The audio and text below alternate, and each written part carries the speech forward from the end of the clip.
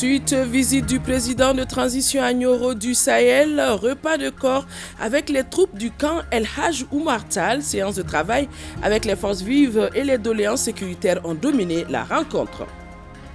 Mouton de Tabaski, le ministre de l'élevage et de la pêche lance officiellement la traditionnelle opération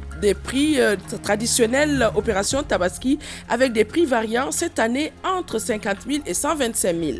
Ouverture de l'exposition Culture au féminin, projet qui fait la promotion des œuvres culturelles des femmes artistes plasticiennes, photographes et autres évoluant dans le domaine. L'ambassade d'Allemagne au Mali appuie l'initiative. Voilà pour les titres. Mesdames et messieurs, bonsoir et bienvenue dans ce 20h. Le président de transition à Nioro du Sahel, le colonel Assimi Goïta, a pu partager le repas de corps avec les troupes du camp El Haj Oumar Tall. Une première dans l'histoire de ce camp, selon le commandant de la zone de défense numéro 4. Le colonel Assimi Goïta a par ailleurs eu une séance de travail avec les autorités administratives, politiques, militaires et les cadres régionaux qui ont demandé plus de moyens pour accomplir les missions qui leur sont assignées, des doléances qui ont été présentées par le gouverneur de région. Nos envoyés spéciaux à Nioro du Sahel, Chaka Konaté et Brahima Koulibaly. Venu à Nioro du Sahel pour le lancement de l'opération de distribution alimentaire gratuite, le président de la transition a fait d'une pierre trois coups après l'accueil populaire qui lui a été réservé.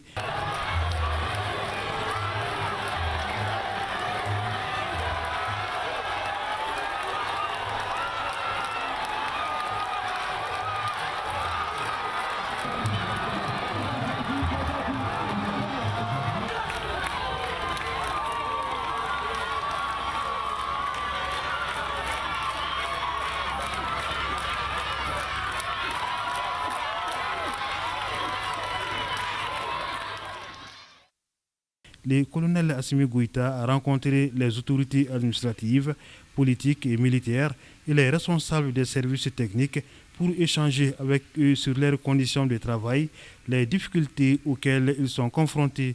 Certes, ces cadres s'engagent à accomplir sous l'éclairage du chef de l'État les missions qui leur sont confiées, mais ils demandent des moyens pour pouvoir jouer leur partition.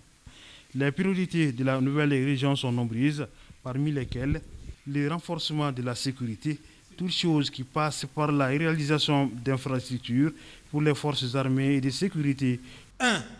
Créer des unités de garde-frontières dans les circonscriptions administratives frontalières de la région. 2. Construire et doter des infrastructures, des services des forces armées et de sécurité de la région et de nouveaux cercles. 3. Désigner auprès des représentants de l'État des éléments de sécurité. 4. Délocaliser le camp militaire de Nioro sur un nouveau site en dehors de la ville. 5. Construire un nouveau camp pour la garde nationale. Le secteur de l'eau, de l'énergie, de la santé, de l'éducation, de l'agriculture, de l'élevage et les routes nécessite aussi des investissements. Ajoutez à ceci la construction des bureaux de la résidence du gouverneur, des locaux pour les services techniques et leur dotation en moyens roulants. J'en oublie. Nous avons écouté M. le gouverneur et nous avons pris bon note des demandes. Ce que je tiens à lui dire, aujourd'hui, nous avons deux défis majeurs. Le premier défi, c'est le défi sécuritaire. Aujourd'hui, nous devons tout faire pour ramener la paix et la sécurité sur l'ensemble du territoire national. Raison pour laquelle les grandes opérations, les grandes offensives sont là simplement afin de vraiment neutraliser ces groupes terroristes qui ne font que semer la désolation sur le territoire national. Mais la finalité de toutes ces opérations déclenchées, c'est d'assurer le retour de l'État sur l'ensemble du territoire. Et cela passe forcément par l'administration. Dans les jours à venir, il y aura un séminaire à Bamako au niveau de la présidence qui va regrouper l'ensemble des gouverneurs.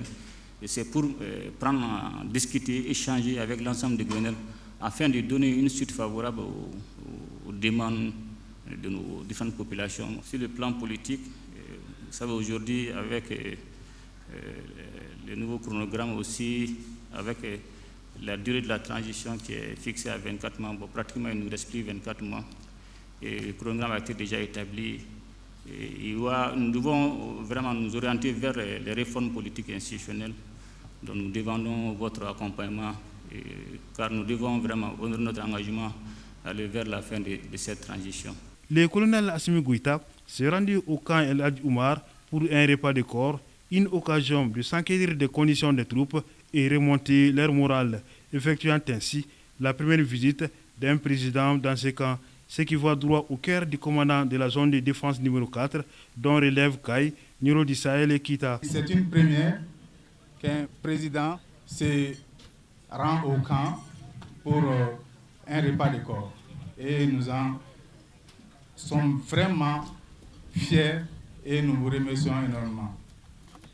Le repas qui nous réunit, c'est un repas de cohésion. Et son Excellence, je peux vous dire que je suis l'un des commandants des zones les plus comblés, ou bien sinon les plus comblés, en ce qui concerne la cohésion. Parce qu'au niveau de la zone de défense numéro 4, la cohésion, ce n'est pas un simple mot. On le vit quotidiennement, nous faisons tout ensemble. Il y a juste la différence des couleurs des bérets. Le colonel Konaré s'est réjoui des réalisations faites dans les camps de Nyoro du Sahel, notamment les déforages réalisés dans le cadre des œuvres sociales du président de la transition, ce qui a permis d'alléger la corvée d'eau des femmes du camp. Celles-ci l'ont remercié pour ce geste de solidarité et le président Assimi Goïta d'ajouter une autre corde à son arc en leur remettant une enveloppe symbolique, d'où les bénédictions et les prières pour le Mali et les autorités de la transition. Mais les femmes du camp, tout comme les responsables de la zone de défense numéro 4, attendent d'autres réalisations pour améliorer les conditions des troupes. Le président de transition, le colonel Assimi Goïta Nyoro, hier, c'était pour le lancement du plan national de réponse à l'insécurité alimentaire. Une aide alimentaire à plus d'1,8 million personnes en précarité. 34 000 tonnes de céréales vont être distribuées gratuitement et la cérémonie s'est déroulée en présence du président du CNT et colonel Malick Diaw, des membres du gouvernement, des partenaires techniques et financiers. Nous retrouvons nos envoyés spéciaux. Le lancement du plan national de réponse à l'insécurité alimentaire s'est déroulé en plusieurs actes. Le président de la transition a d'abord remis au gouverneur de Nyoro du Sahel la décision de mise à disposition de sa région de 2452 tonnes de riz. Ensuite, il a donné le coup de clap pour le départ des 3 camions transportant les céréales et les 500 tonnes d'aliments bétail destinés à la commune urbaine de Nyoro du Sahel. Une opération qui vient s'ajouter à d'autres initiatives visant à alléger les souffrances des habitants de la ville Lumière, s'est réjoui son maire Mohamed Mokhtar Diko. Aussi a-t-il exprimé sa gratitude au gouvernement et aux partenaires techniques et financiers qui accompagnent le commissariat à la sécurité alimentaire dans cette opération de distribution gratuite de 34 147 tonnes de riz à près d'1,8 million personnes, 5 000 tonnes d'aliments bétail et 500 tonnes d'aliments poissons sur l'ensemble du territoire national pendant 3 mois, la période de soudure couvrant les mois de juillet, août et septembre. Il faut saluer les efforts du gouvernement qui ont permis à ce jour de mobiliser un total notifié de 17 milliards 225 millions 673 202 francs CFA, dont 8 milliards 600 millions sur le budget de l'État et 8 milliards 625 millions 673 202 francs CFA au titre d'indemnisation d'assurance risque saisonnière souscrite par l'État malien auprès de la mutuelle panafricaine de gestion des risques. Il y a un gap de 30 000 tonnes à combler et le commissariat à la sécurité alimentaire compte beaucoup sur l'accompagnement des partenaires. Pour le faire, les PTF se disent prêts à soutenir les efforts du gouvernement visant à briser le cercle vicieux de l'insécurité alimentaire. L'assistance à la soudure précoce a été faite essentiellement dans les régions de Ségou, Gao, Tombouctou et Mopti. Nous sommes à Nyoro du Sahel. Là, les opérations du plan national de réponse, appuyées par le programme alimentaire mondial, ont démarré depuis avril et ont déjà couvert plus de 25 000 bénéficiaires. Et d'ici juillet, presque 60 000 personnes seront aussi assistées. Le commissariat à la sécurité alimentaire travaille à la création d'une agence pour trouver une solution pérenne au problème de financement. La mise en place de cet organe est vitale pour assurer la cohérence, la surveillance et le suivi permanent de la situation alimentaire et nutritionnelle du pays. Aussi, l'avènement de cette agence pourrait apporter des solutions aux problèmes récurrents de financement des activités d'évaluation et de veille dans le secteur.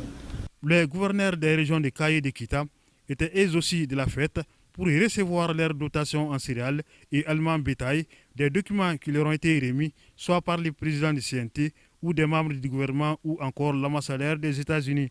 Enfin, le porte-parole des partenaires techniques et financiers, Bart Ouvry, estime que la levée des sanctions de la CEDEAO a permis au Mali de renouer le dialogue avec ses voisins. Il a salué les efforts de sécurisation du territoire national, du gouvernement et des femmes. Nous signalons qu'après une journée bien remplie, le président de transition, le colonel Assimi Goïta et sa délégation ont déjà regagné Bamako. Fête d'indépendance de l'Algérie, l'ambassadeur d'Algérie au Mali a organisé une réception à sa résidence dans le cadre justement de cette célébration. Plusieurs personnalités ont suivi cette célébration. L'occasion a été donnée pour le diplomate algérien de parler de la coopération entre Alger et Bamako. Et les temps forts de cette cérémonie, c'est avec Kadidiatou Koné. L'Algérie a célébré ce mardi en grande pompe le 60e anniversaire de son indépendance avec une parade militaire exceptionnelle, un défilé organisé pour la première fois depuis plus de 30 ans. Et ici à Bamako, l'événement est célébré à travers une réception organisée par l'ambassadeur d'Algérie au Mali à sa résidence. Après l'exécution des hymnes nationaux des deux pays, l'ambassadeur de la République algérienne a rendu un vibrant hommage aux martyrs qui ont donné leur vie pour l'indépendance de son pays. Le diplomate a aussi souligné l'intérêt particulier que le président Abdelmadjid Tebboune accorde aux relations avec les pays voisins comme le Mali. Avec le Mali, pays voisins et frères, l'Algérie a toujours veillé à entretenir des relations de bon voisinage. Elle continuera à le soutenir et à l'accompagner activement dans ses efforts de rétablissement de l'ordre constitutionnel, de rétablissement de la paix et de la sécurité et de la stabilité sur tout son territoire et dans la mise en œuvre de l'accord pour la paix et la réconciliation issu du processus d'Alger. Le ministre des Maliens établi à l'extérieur et de l'intégration africaine a, au nom des autorités maliennes, remercié le peuple algérien pour son appui dans la crise que traverse le Mali. Depuis le début de la crise multifonctionnelle qui secoue le Mali, le peuple algérien, à travers son Excellence, M. Abdelmadjid Tebboune, président de la République algérienne démocratique et populaire, et l'ensemble des autorités algériennes, n'ont ménagé aucun effort pour soutenir le Mali à retrouver le chemin de la paix et la stabilité, et cela à travers un appui multiforme et en diverses occasions. Autre temps fort de cette célébration, la coupure du gâteau et une fatia lue par l'imam Najim Kounta pour la paix partout dans le monde. La Tabaski, c'est dans quelques jours, mouton de Tabaski. C'est ainsi que le ministre de l'élevage et de la pêche a lancé officiellement la traditionnelle opération Tabaski. Les prix varient cette année entre 50 000 et 125 000 francs CFA. Le ministre Youbaba a visité également différents sites de vente promotionnelle au niveau du district de Bamako. Compte rendu, Bemba Sibi. L'opération Tabaski 2022 est lancée officiellement par le ministre délégué en charge de l'élevage et de la pêche. Dans la pratique, les moutons sont disponibles depuis le 2 juillet dernier. Les fidèles ont commencé l'acquisition de ces bêtes dont le prix varie entre 90 000 et 125 000 francs pour le premier choix, 70 000 à 90 000 francs pour le second choix et 50 000 à 70 000 francs CFA pour le troisième choix. Du début de l'opération à maintenant, les vendeurs se disent satisfaits. Dieu merci, ça va. Les autorités nous ont facilité le travail. Du transport des animaux au séjour ici à Bamako, 24 heures sur 24, la sécurité est présente. L'accès à l'eau est facile et les clients sont au rendez-vous.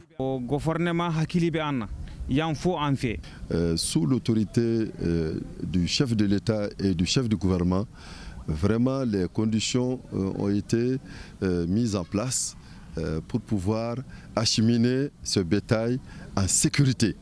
c'est le lieu de féliciter nos forces armées et de sécurité. L'opération Tabaski de cette année concerne la ville de Kaï, Sikasso, Ségou, Mopti et le district de Bamako qui compte 5 sites. Le ministre a d'ailleurs visité plusieurs sites de la capitale, visite au cours de laquelle les éleveurs ont souligné leurs difficultés, dont la principale porte sur l'accès à l'aliment bétail à moindre coût. Le ministre Ba les a rassurés. La grande décision que le chef de l'État a eu à prendre en donnant 20% des graines de coton récoltées en 2022, vraiment, et les réserver aux éleveurs. Et il y aura des dispositifs réglementaires pour l'opérationnalisation de cela. C'est sûr que cette décision présidentielle permettra de donner l'aliment bétail aux éleveurs. En attendant l'application de cette disposition, le ministre invite les éleveurs à la culture du géant King Grass, une plante qui peut donner 300 à 400 tonnes d'herbe à l'hectare par an. À présent, Idrissa Keita pour nous parler depuis Mopti de la vente promotionnelle des moutons en 5e région. Cette opération Tabaski à Mopti permet aux populations d'avoir accès aux moutons à des prix abordables. La présente vente promotionnelle de moutons est initiée par un consortium d'ONG, notamment Kermali, Amassa Afrique Verte, Feed the Future Mali Sougou-Yiriwa dans la zone du Delta et la DRPA sur financement de l'USAID. On a donné une fourchette de prix qui va de 50 000 à 125 000. Ça, c'est les moutons issus de l'élevage extensif, mais les moutons d'embouche et les moutons de race, c'est là où il y a une fluctuation de prix. Les acteurs du secteur bénéficieront d'informations sur la plateforme Simagri, une plateforme d'information des prix de bétail et la disponibilité de l'offre des produits. Ceci représente une innovation technologique en matière de vente pour booster l'activité de commercialisation du secteur de l'élevage. Au dur des différents intervenants, l'insécurité a beaucoup impacté négativement sur les prix des moutons cette année, ce qui a réduit considérablement la mobilité des animaux, d'où cette invite du gouverneur de Mopti. C'est une initiative de recherche de cohésion sociale et de paix. Du moment que les familles puissent se regrouper le jour de la fête et manger un morceau, ça c'est vraiment salutaire. Et les producteurs, il faut qu'ils diminuent encore le prix, que chaque acheteur puisse retourner à la maison avec un mouton. Cette vente promotionnelle de petits ruminants à Mopti va se poursuivre jusqu'au 8 juillet 2022. L'ONG Secours Islamique de France a procédé au lancement de son opération Tabaski édition 2022. C'est plus de 35 000 cartons de viande qui seront partagés à 28 000 bénéficiaires pour un montant d'environ 226 millions de francs CFA. Koumba Sissé pour nous en parler. Cela fait plusieurs années à l'approche de la fête de Tabaski que l'ONG Secours Islamique France, SIF, pense aux personnes nécessiteuses. Cette opération saisonnière qui vient d'être lancée concerne 28 000 bénéficiaires pour un montant d'environ 226 500 000 francs CFA. Les cibles de cette année sont les enfants talibés, les personnes en situation de handicap, les déplacés internes, les veuves et les ménages démunis de Bamako et à l'intérieur du pays. L'opération Tabaski est une initiative d'assistance alimentaire à travers la distribution des viandes issues des animaux de sacrifice qui va contribuer à améliorer les statuts alimentaires et nutritionnels des bénéficiaires pendant la fête du Tabaski dans le respect de leur culture et de leur religion. Dans cette opération, l'ONG SIF est appuyée par les agents des services du développement social et vétérinaire. Il appartient au ministre des Affaires religieuses de vous assurer de son soutien et de son accompagnement pour la réussite de vos missions. À la veille de la fête de Tabaski, les organisateurs choisiront des points fixes où tous les bénéficiaires récupéreront leur viande. Et puis des cartes leur seront remises pour que l'opération de distribution se passe dans la transparence. Le rapport de revue du cadre juridique de la Cour constitutionnelle du Mali, donc désormais disponible, les conclusions et recommandations du rapport ont été présentées aux organisations de la société civile et partis politiques. Mohamed Kayantao et Moulaye Sidibé.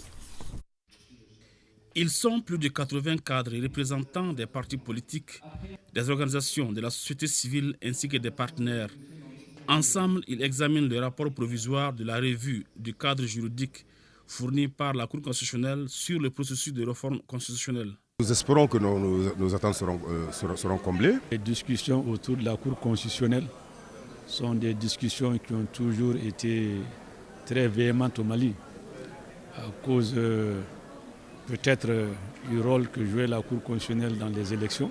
Cette revue juridique du cadre juridique de la Cour constitutionnelle est une opportunité vraiment pour nous, partis politiques, vraiment d'apporter vraiment notre vision dans le cadre du rôle que la Cour constitutionnelle doit jouer vraiment dans la nouvelle constitution. Cet atelier de dissémination est organisé par l'Institut international pour la démocratie et l'assistance électorale IDEA en collaboration avec le Centre malien pour le dialogue interpartis et la démocratie CMDID.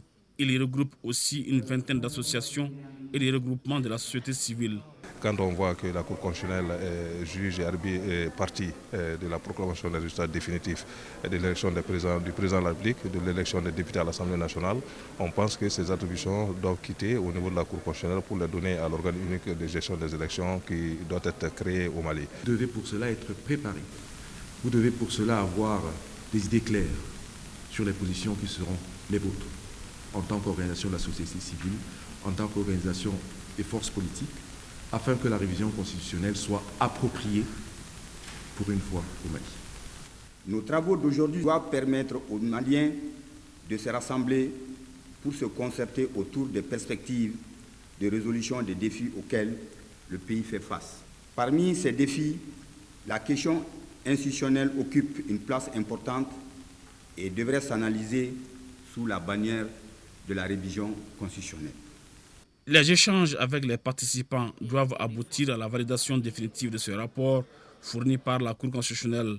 C'est là en vue d'accompagner la transition et de contribuer à l'amélioration du cadre global de la démocratie au Mali.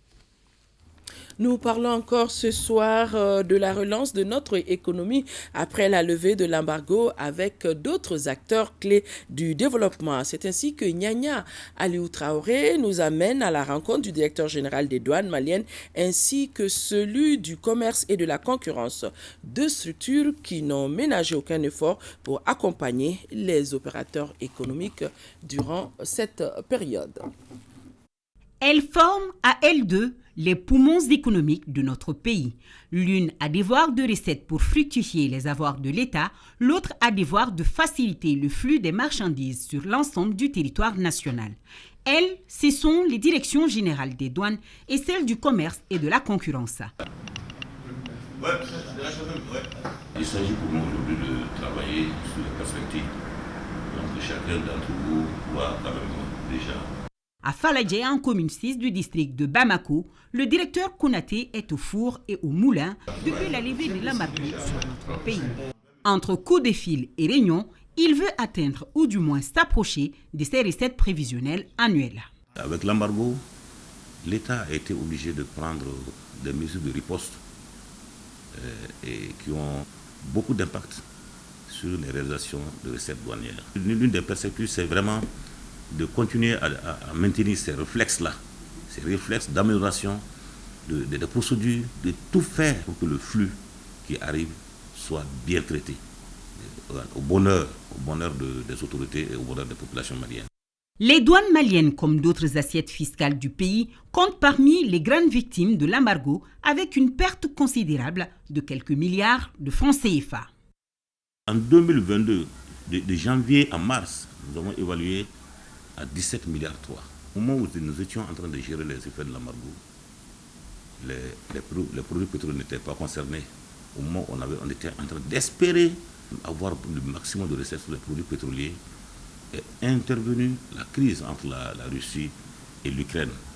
Donc ce sont des manques à gagner au niveau du cordon douanier et nous est demandé d'être à hauteur d'attente. À quelque chose, malheur est bon, dit-on. L'embargo a permis à nos autorités de se rediriger vers d'autres partenaires. Ce fut le cas pour la Guinée-Conakry et la Mauritanie. Grâce à ses amis du Mali, nos produits comme le coton, qui contribue au PIB à 15,2%, ont pu transiter vers les marchés internationaux. Avant l'embargo, le bureau de courrier malais, c'est-à-dire le corridor guinéen, on était à une moyenne quotidienne de 15 cargaisons en transit. Et aujourd'hui, nous sommes heureux de constater qu'il y a eu basculement et nous sommes aujourd'hui à 51 cargaisons par jour, et souvent plus. La Mauritanie, avant l'embargo, on avait 12 cargaisons par jour en transit. Aujourd'hui, nous sommes à 31 cargaisons. À la Direction générale du commerce et de la concurrence, c'est une autre paire de manches qui s'annonce pour le directeur Boukadari Doumbia. Faire revenir les prix qui avaient pris l'ascenseur pour cause d'embargo à la baisse. Entouré de ses plus proches collaborateurs, il enchaîne lui aussi les réunions. Il faut remplir 3 conditions pour pouvoir rapidement reprendre les activités commerciales. Premièrement, il s'agit d'aller à la suppression effective de l'ensemble des barrières tarifaires et non tarifaires qui ont été érigées avant et pendant l'embargo. Ensuite, il faudrait chercher les voies et moyens à lever immédiatement les goulots d'étranglement qui frappent les transactions commerciales pour permettre aux opérateurs économiques de disposer des devises suffisantes et à des taux préférentiels pour continuer et reprendre l'activité. Ensuite, pendant la crise, il a été mis en place une commission pour recenser et évaluer les marchandises en souffrance au niveau des ports. Donc, il faudrait que cette commission doit continuer à travailler. La direction du commerce, sous le leadership du ministre Mohamed Ould Mahmoud, s'était donné comme priorité l'approvisionnement correct des marchés du pays en denrées de première nécessité. Un défi relevé à hauteur de souhait, précisera le directeur Doumbia. Grâce aux efforts consentis par le gouvernement pour juguler la crise multidimensionnelle d'abord, ensuite, par anticipation, l'État avait adopté d'autres mesures de mitigation, notamment les incitations au cordon douanier pour faciliter l'augmentation de l'offre disponible. Le directeur Doumbia exhorte par ailleurs les opérateurs économiques qui ont su être résilients durant les 6 mois d'embargo de rester unis derrière les autorités. Toujours grâce à leur concours, poursuit-il, le panier de la ménagère va commencer à ressentir un retour à la normale progressivement.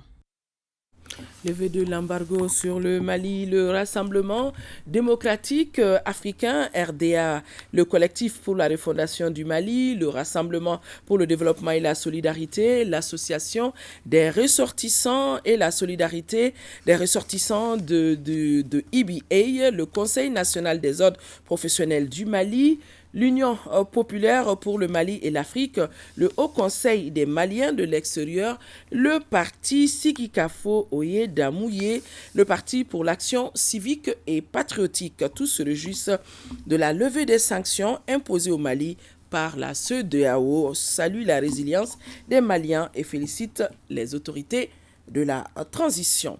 Les travaux de la session technique du CRED 2019 ont débuté ce matin. Nouhoum Sissoko pour nous en parler. Le rapport 2021 du CRED et des ODD, cadre stratégique pour la relance économique et le développement durable, s'articule autour des 5 axes stratégiques du CRED 2019-2023. Ce rapport fait état du bilan par axe, évalue les résultats atteints par axe et fait le point de l'exécution budgétaire selon les axes. Il identifie les contraintes et les difficultés rencontrées et formule des recommandations pour l'atteinte d'une croissance économique durable. Parmi les réalisations majeures, j'aimerais noter entre autres la hausse de 84% du nombre de nouveaux emplois résultant de la relance de l'activité économique. J'aimerais également signaler l'amélioration du volume de l'aide publique au développement de 751 milliards en 2020 à 771 milliards de francs CFA en 2021. Plus de 2,3 millions de ménages les plus démunis ont été couverts par les transferts sociaux en 2021, contre 1,9 million en 2020. Cette session technique se penche sur la mise en œuvre des différents axes du CRED 2019-2023. Concernant la croissance inclusive et la transformation structurelle de l'économie, le cadre macroéconomique connaît un rebond de croissance avec un taux de croissance du PIB ressorti à 3,1% en 2021, attestant ainsi la forte capacité de résilience de l'économie malienne. Quant au développement du capital humain, il reste encore affecté par le contexte sécuritaire qui limite l'accès des populations aux services sociaux de base. Dans le budget de 2021, l'axe consolidation de la démocratie a été financé à plus de 581 milliards de francs CFA. Le deuxième axe, restauration de la paix, de la sécurité et de la cohésion, a bénéficié d'un montant d'environ 640 milliards. Et le troisième axe, croissance inclusive et transformation structurelle de l'économie, a reçu près de 477 milliards de francs CFA.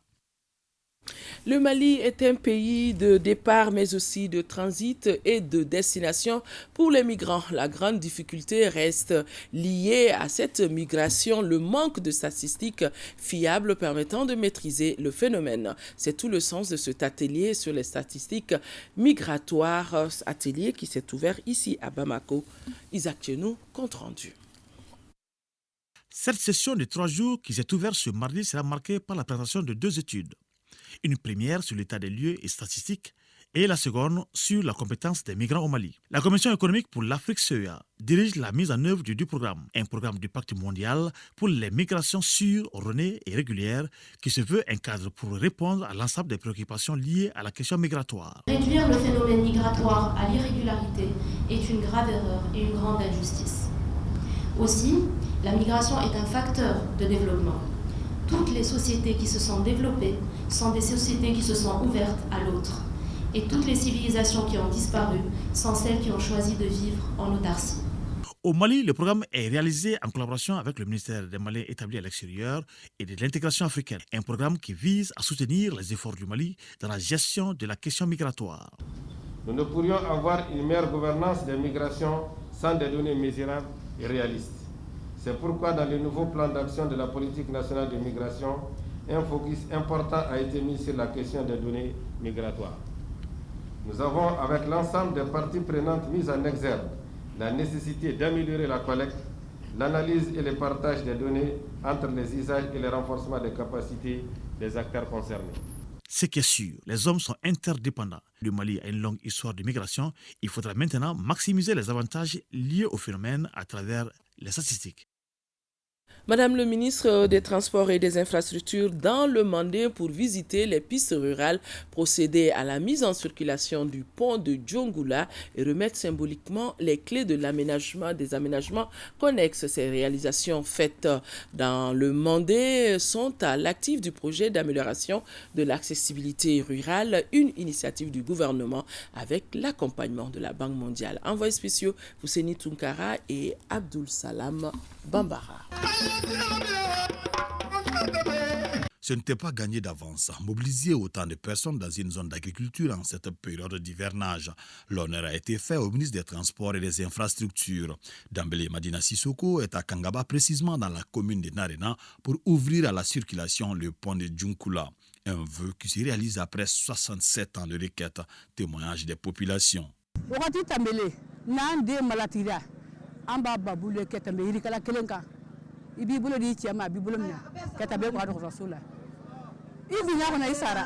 Ces infrastructures sont d'une importance capitale. Quand vous produisez, si vous n'arrivez pas à acheminer à temps votre production, ça peut créer la mévente et ça peut entraîner aussi une diminution des revenus de ces producteurs. Ces producteurs doivent être encouragés. En plus de tout ce que le ministère de l'Agriculture fait, nous devons les encourager pour les doter d'infrastructures adéquates, leur permettant d'acheminer à temps les productions vers les zones de commercialisation et les zones de transformation. La réalisation de ce pont accroît les acquis du projet d'amélioration à l'accessibilité rurale, une initiative du gouvernement et financée par la Banque mondiale. Comme dans les autres localités où le projet intervient, les populations des villages environnants de Narena ont bénéficié des infrastructures connexes. Il s'agit des écoles et des pistes rurales. Elles ont été visitées par la ministre des Transports. Nous remercions la Banque mondiale qui est un partenaire privilégié pour l'accessibilité rurale. Et nous avons dit à la population de prendre toutes les dispositions. Les collectivités, elles sont toutes présentes avec nous pour prendre les dispositions pour qu'au fil du temps, ces infrastructures qui viennent d'être inaugurées puissent être dans un état de praticabilité souhaité. Et dans le cadre de la relance du trafic ferroviaire entre Bamako et Kayes, Madame le ministre des Transports et des Infrastructures informe l'opinion nationale que 2 locomotives effectueront des mouvements sur le trajet Bamako-Néguéla vendredi 8 juillet. Madame le ministre rappelle que ces opérations constituent une phase du processus de relance du trafic ferroviaire national dont le premier voyage d'essai blanc est prévu pour le mercredi 13 juillet sur l'itinéraire Bamako-Kayes-Bamako. À cette occasion, Madame le ministre appelle les populations riveraines de la voie ferrée et autres usagers des passages à niveau à la prudence afin d'éviter tout incident. Le programme 2 Escales est un programme qui œuvre dans le secteur de l'agrobusiness alimentaire au Mali et cela depuis 2012. C'est un programme qui vise à améliorer les revenus de la sécurité alimentaire et nutritionnelle des ménages ruraux. Jacqueline Dako pour nous en parler depuis Ségou. Au Mali, le programme Touskul a touché environ plus de 90 000 producteurs, plus de 180 entreprises agroalimentaires pour la première phase. Pour commémorer son 10e anniversaire et faire le bilan des 10 ans de travaux, le programme Touskul initie un cadre d'échange, de partage et d'expérience des résultats obtenus face aux acteurs du monde rural et les partenaires. Une décennie de promotion de l'agrobusiness inclusif en Afrique, ça se fête. Le premier impact qu'on peut ressentir, c'est par rapport surtout à l'amélioration au niveau des revenus des petits producteurs et leur inclusion dans les chaînes de valeur. Il y a eu aussi un impact au niveau de l'emploi par rapport aux jeunes, tout ce qui concerne aussi l'implication, l'intégration du genre, l'intégration des femmes au niveau des chaînes de valeur. En termes d'acquis pour la seconde phase, le programme Touskul a pu réaliser 30 000 hectares de terres aménageables au profit des agriculteurs. Plus de 4 000 emplois créés, soit 55,50% de taux de réalisation. Et nous sommes très satisfaits de ce qu'ils ont fait pendant les 10 années, surtout en relation avec les producteurs agricoles que vous avez pu voir, témoigner dans la salle tout ce qu'on a pu faire dans la région. Je pense que c'est important qu'ils essaient de diversifier, même en mettant en place des fonds de garantie au niveau de certaines banques, par exemple pour quitter le stade de petites unités de transformation à une entreprise agricole de transformation. C'est ça notre ambition. Je voudrais ici, au nom de la région de Ségou, assurer les responsables du programme Touskul de développement de l'agrobusiness inclusif au Mali et en Afrique. Financé par le Royaume des Pays-Bas, le programme Touskul existe dans 9 pays d'Afrique subsaharienne, à savoir le Bénin, la Côte d'Ivoire, l'Éthiopie, le Kenya, le Ghana, le Mali, le Nigeria, le Mozambique et l'Ouganda. Sorti de la 22e promotion de l'Institut supérieur de technologie appliquée Technolab. Ils sont 300 récipiendaires et la promotion porte le nom de l'actuel gouverneur de la région de Bougouni, le général Kéba Sangaré. Aliou Abdoulaye Touré pour nous en parler. Après le travail, la récompense, sourire aux lèvres, diplôme à la main, ces récipiendaires, 300 jeunes au total de différentes filières et de différents cycles, viennent de finir leur formation à l'Institut supérieur de technologie appliquée Technolab. La promotion porte le nom du général Kéba Sangaré. Le promoteur de l'établissement non moins formateur n'a pas manqué de prodiguer de sages conseils aux nouveaux récipiendaires. Vous devrez vous convaincre que les chemins les plus faciles conduisent le plus souvent à l'impasse, alors qu'affronter courageusement les difficultés vous préparera à résister aux turbulences de la vie et à surmonter les écueils qui ne manqueront certainement pas sur votre chemin. Aux récipiendaires, le parrain de la cérémonie les a invités à plus de persévérance, gage de réussite dans leur vie professionnelle. Chers étudiants, ces remises de diplômes constate le succès de plusieurs années de labeur, de persévérance avec le soutien inconditionnel de vos parents à qui vous devez beaucoup, sinon tout. Un pareil moment de joie mérite de chaleureuses félicitations. Ces jeunes qui viennent d'être mis sur le marché de l'emploi par la voix de leur porte-parole disent mesurer les défis majeurs à relever. Aujourd'hui, nous sommes fin prêts à intégrer le monde du travail. Nous sommes prêts à relever les défis, ces nombreux défis qui nous attendent, car nous nous sentons désormais aptes à le faire. Nous remercions le Tout-Puissant Miséricordieux et nos très chers parents de nous avoir donné cette chance en nous mettant à l'école et surtout dans les meilleures conditions. Pour agrémenter la sortie de cette 22e promotion, une prestation de l'artiste Kani Sidibé a mis fin à la cérémonie. Ouverture de l'exposition Culture au féminin, projet qui fait la promotion des œuvres culturelles des femmes, artistes, plasticiennes, photographes et autres évoluant dans le domaine. C'est un projet qui bénéficie de l'appui de l'ambassade de la République d'Allemagne ici chez nous, Souleymane Sidibé. Elles sont 4 femmes à exposer leur savoir-faire lors de cette première édition du projet Culture au féminin. C'est une initiative de l'association culturelle africaine Culte et l'espace Walaha. C'est un projet large qui va partir de Gao jusqu'à Wele-Sebougou. Bamako, Ségou, Badjangara, San, etc. Mopti. Nous espérions apporter cette expo un peu partout dans le Mali et même dans les sous-régions. Mes photos sont de façon culturelle, c'est plus la culture. J'ai fait beaucoup d'œuvres qui ne sont pas que Touareg, Dogon, Tamashek. J'en ai plein et elles parlent plutôt de la cohésion sociale et de la valorisation de la culture également. Le projet est soutenu par l'ambassade de la République fédérale d'Allemagne au Mali. J'ai vraiment tenu à venir ce soir parce que souvent on ne parle que des grands problèmes politiques et des grands sujets de crise, mais c'est la culture qui fait la différence. Et je pense que la culture malienne a beaucoup à offrir, beaucoup de réponses aussi aux grands défis. Ce soir, je pense que c'est une soirée d'espoir. Parce qu'on voit que la société malienne essaie de se retrouver et essaie de donner des réponses aux défis. La première édition de la culture au féminin prend fin le vendredi 24 juin 2022 à l'espace Walaha. L'association Doniasso, ou la Maison du Savoir en français, vient de lancer ses activités. C'était samedi dernier à la faveur d'une conférence de presse. Pour plus de précisions, nous vous proposons d'écouter le président d'honneur de Doniasso, Dr Hamidou Tembine. Il est au micro de Bemba Sibi. Doniasso, c'est une sorte d'institut sur les données. La science des données, l'intelligence artificielle et toute l'informatique au sens large.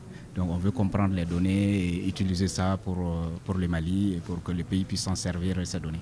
Alors les données au Mali représentent déjà plus de 10% de la population, ce qui est énorme. 10% c'est énorme si vous regardez. Il y a 20 ans en arrière, c'était 0.